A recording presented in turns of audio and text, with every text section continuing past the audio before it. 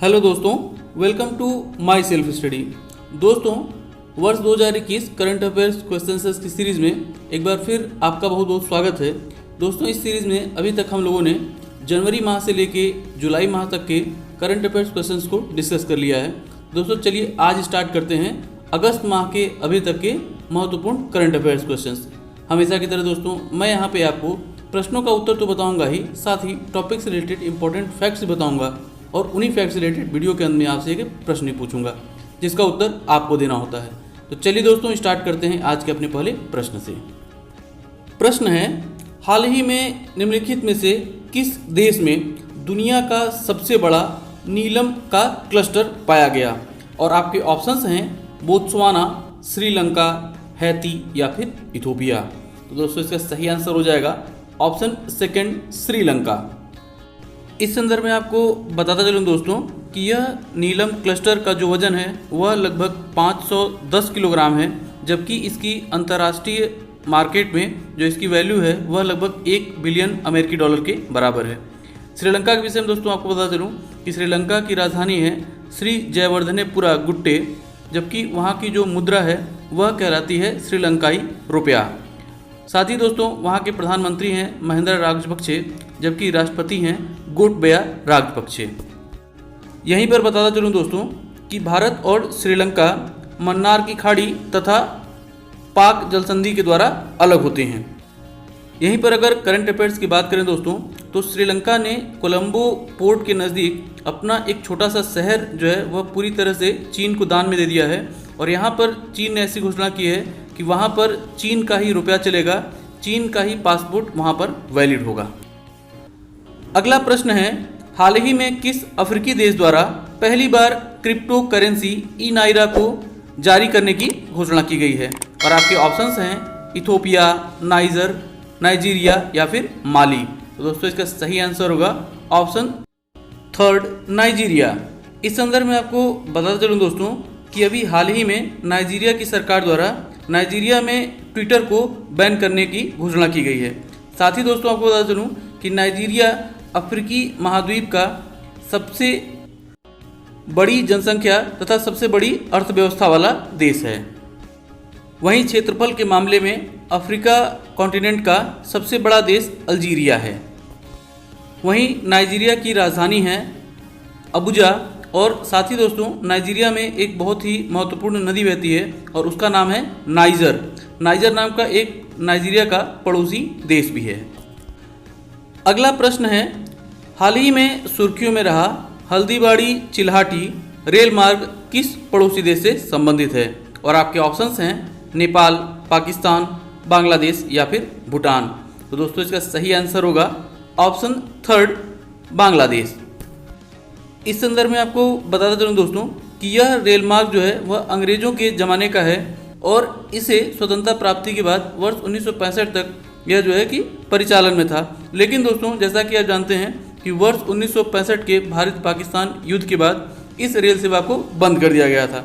लेकिन दोस्तों, अब लगभग 56 वर्षों के बाद भारत के प्रधानमंत्री मोदी जी तथा बांग्लादेश की प्रधानमंत्री शेख हसीना जी के बीच में आपस में बातचीत के दौरान दिसंबर 2020 में ही इस रेल लिंक को जो है कि दोबारा चलाए जाने की घोषणा की गई थी। लेकिन कोरोना की वजह से यह रेल लिंक परियोजना चल नहीं पाई थी और अब दोस्तों अगस्त 2021 में इस रेल परियोजना को चला दिया गया है। अगला प्रश्न है, अगस्त 2021 में निम्नलिखित में से कौन सा देश संयुक्त राष्ट्र सुरक्षा परिषद का अध्यक्ष बना? और आपके ऑप्शंस हैं चीन, भारत, जर्मनी या फिर फ्रांस। तो दोस्तों, इसका सही आंसर होगा अपना प्यारा देश भारत। इस संदर्भ में आपको बता दूँ दोस्तों कि संयुक्त राष्ट्र सुरक्षा परिषद जो है वह संयुक्त राष्ट्र संघ का एक अभिन्न एवं महत्वपूर्ण अंग है। और दोस्तों, इस सुरक्षा परिषद में जो है कुल 15 देश होते हैं। इन 15 देशों में 5 देश जो कि हैं अमेरिका, ब्रिटेन, चीन, फ्रांस और रूस, यह 5 देश तो स्थायी हैं, जबकि अन्य 10 सदस्य देश जो होते हैं वह अस्थायी होते हैं और इनका चुनाव प्रत्येक 2 वर्षों के लिए किया जाता है। और वर्तमान समय में दोस्तों वह 1 जनवरी 2021 से दिसंबर 2022 तक भारत जो है कि संयुक्त राष्ट्र सुरक्षा परिषद का अस्थायी सदस्य बना है। अगला प्रश्न है, अगस्त 2021 में भारत के पहले स्वदेशी विमान वाहक पोत का समुद्री परीक्षण शुरू किया गया? तो आपको बताना है दोस्तों कि इसका नाम क्या है। और आपके ऑप्शंस हैं INS विक्रमादित्य, INS विक्रांत या फिर INS विशाल। और ऑप्शन 4 है दोस्तों इनमें से कोई भी नहीं।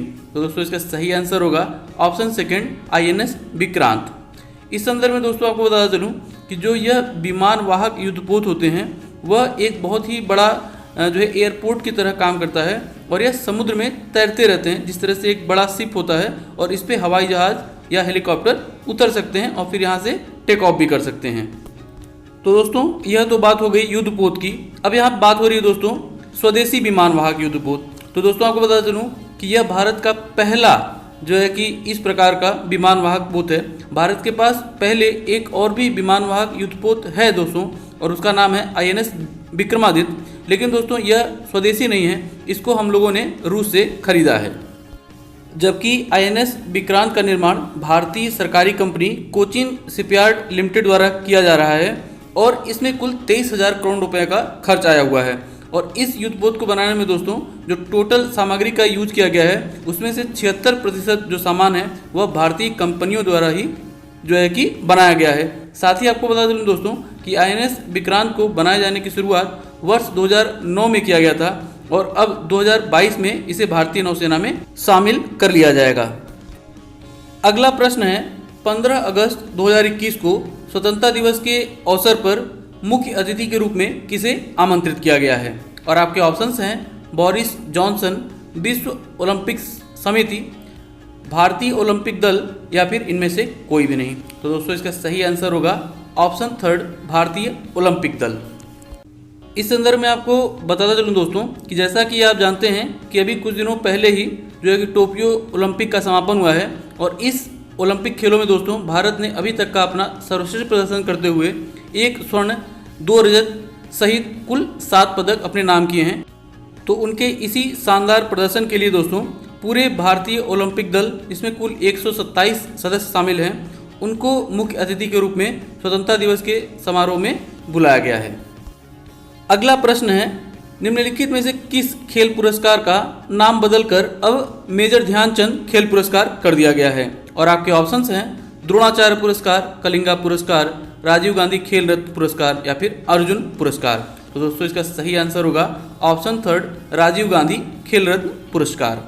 इस संदर्भ में आपको बता दूं दोस्तों कि राजीव गांधी खेल रत्न पुरस्कारों की शुरुआत वर्ष 1991-92 ईस्वी में की गई थी और यह अभी तक का खेल के क्षेत्र में जो है कि दिया जाने वाला भारत का सर्वोच्च पुरस्कार है। और इस पुरस्कार को सर्वप्रथम प्राप्त करने वाले जो खिलाड़ी थे वह थे भारत के शतरंज खिलाड़ी विश्वनाथन आनंद। अगला प्रश्न है निम्नलिखित में से किस दिन को पहली बार मुस्लिम महिला अधिकार दिवस के रूप में मनाया गया? और आपके ऑप्शंस हैं 1 अगस्त, 7 अगस्त, 12 अगस्त या फिर 29 अगस्त। तो दोस्तों इसका सही आंसर हो जाएगा ऑप्शन फर्स्ट 1 अगस्त। इस संदर्भ में दोस्तों आपको बता चलूँ कि जैसा कि आप जानते हैं 1 अगस्त वर्ष 2019 को ही ट्रिपल तलाक यानी 3 तलाक का जो कानून है उसे समाप्त कर दिया गया और इसी के लिए दोस्तों वर्ष 2020 में तो नहीं लेकिन वर्ष 2021 में पहली बार 1 अगस्त को जो है मुस्लिम महिला अधिकार दिवस के रूप में मनाया गया। यहीं पर दोस्तों अगर हम अन्य दिवसों की बात करें तो 7 अगस्त को राष्ट्रीय हथकरघा दिवस, 12 अगस्त को विश्व युवा दिवस, 13 अगस्त को विश्व अंगदान दिवस, 26 अगस्त को महिला सम्मान दिवस, महिला समानता दिवस, जबकि 29 अगस्त को राष्ट्रीय खेल दिवस मनाया जाता है। यहीं पर ध्यान रखिएगा दोस्तों कि अभी हम लोग मेजर ध्यानचंद की बात कर रहे थे। 29 अगस्त को राष्ट्रीय खेल दिवस जो है वह मेजर ध्यानचंद जी के जो है कि जन्मदिवस के अवसर पे मनाया जाता है और मेजर ध्यानचंद को हॉकी के जादूगर के नाम से भी जाना जाता है।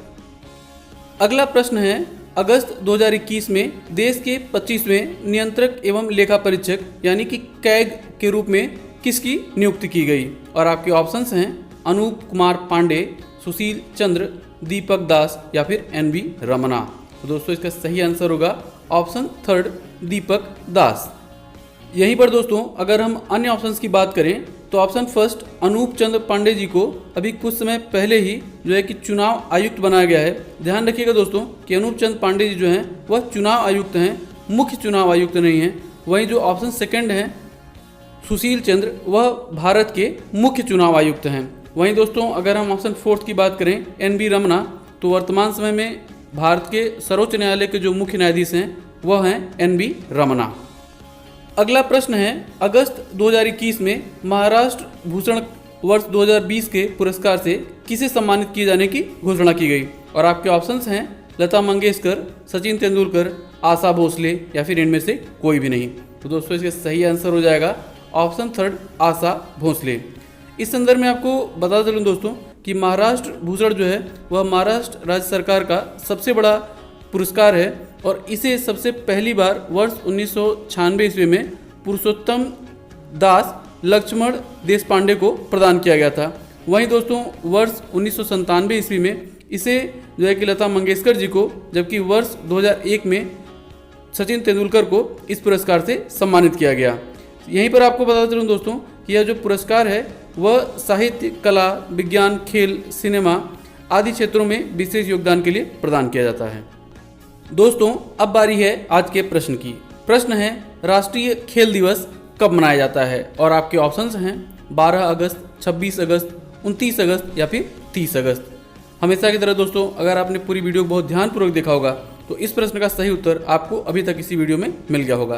प्रश्न का सही उत्तर नीचे आप कमेंट बॉक्स में कमेंट करके बता सकते हैं। दोस्तों इसी तरह के इंटरेस्टिंग क्वेश्चन आंसर्स के लिए आप हमारा Facebook page my self study को भी ज्वाइन कर सकते हैं। फेसबुक पेज का लिंक नीचे डिस्क्रिप्शन बॉक्स में दे दिया गया है। तो दोस्तों उम्मीद करता हूँ कि वीडियो जरूर आपको पसंद आया होगा और आपको कुछ न कुछ जानने को मिला होगा। वीडियो अगर आपको पसंद आया हो और आपको कुछ न कुछ जानने को मिला हो तो वीडियो को लाइक और शेयर करना ना भूलिएगा, साथ ही चैनल को सब्सक्राइब भी। इसी नोट के साथ दोस्तों वीडियो को ही समाप्त करता हूँ और मिलता हूँ आपसे अगली वीडियो में। तब तक के लिए जय हिंद।